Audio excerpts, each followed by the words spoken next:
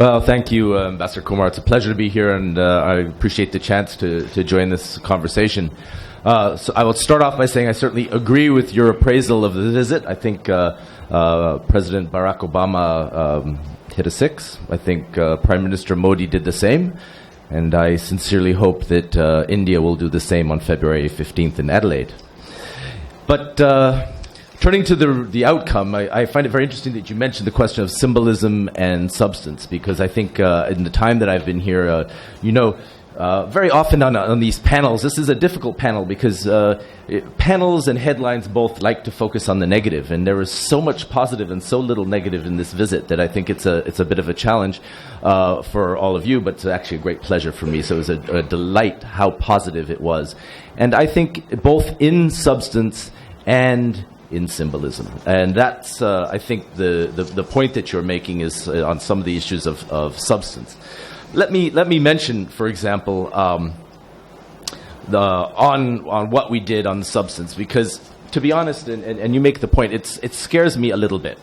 I'm going to tell you all something that was said to me by Ambassador Richard Verma, our new ambassador here, in a absolutely top secret private briefing for his senior staff. Now, normally I am not allowed to give away these top secret briefings. You know, this is a very taboo sort of thing. But since the ambassador also said it on the television with Karen Topper, I think I can probably get away with it. And what he said was that as the President Obama was leaving, he said to Ambassador Verma, okay, now the hard work really begins.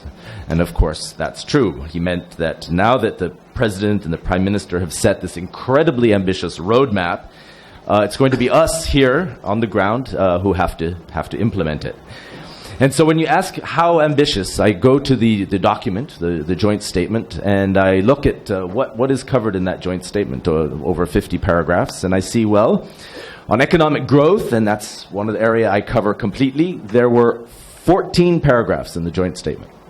When we turn to high technology, space, and health, which is an area, fortunately, that I share, I don't have it all to myself, though I probably have most of it, there were 13 paragraphs. Now, in climate and energy, there were blissfully only 3 paragraphs. However, one of the paragraphs had 7 subparagraphs, so I guess I can't take too much comfort there. So you can see why I am scared. I am wondering when, if ever, I'm going to sleep, as you point out. For those of you out there keeping score, Defense and Homeland Security came in at 8 action-driven paragraphs, and Global and Regional Affairs tasked my political colleagues with 13 lines of action. Now, when you look at all of these things, you go, well, it's a very sort of pro forma, it's a document, it'll be signed and put into a shelf and covered with dust. But unfortunately, I don't think that's actually the case. And my lazy avatar certainly would like that to be the case, but I think it's demonstrably not so.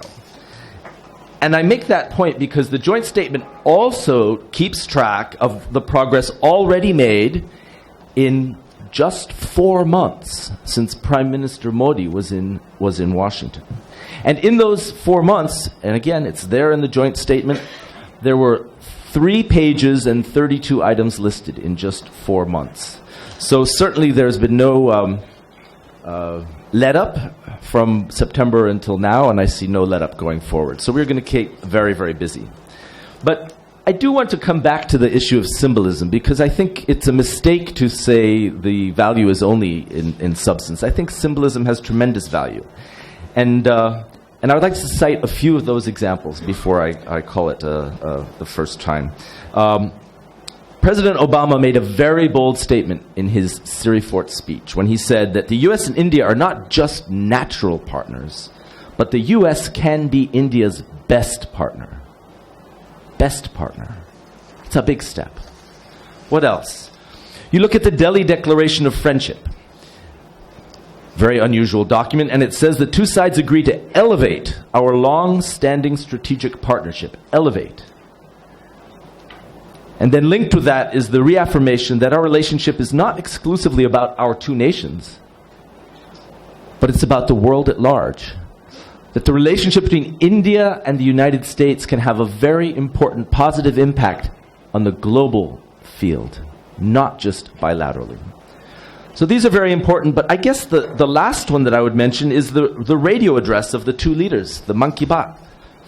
You know, that's highly unusual. It was, in fact, an exceptional moment of convergence, and it sort of echoed to me in a way that spontaneous walk that the two leaders did in Washington when they went, breaking protocol a bit, and they went to the Martin Luther King Memorial and strolled together there.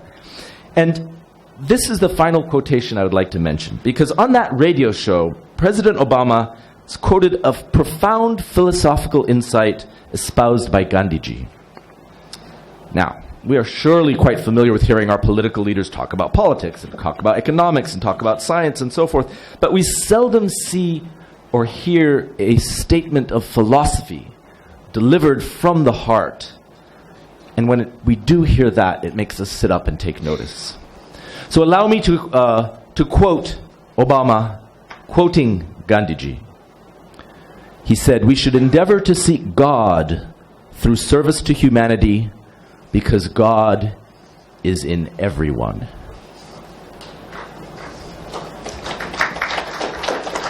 Yes, indeed. Yes, she is. Thank you.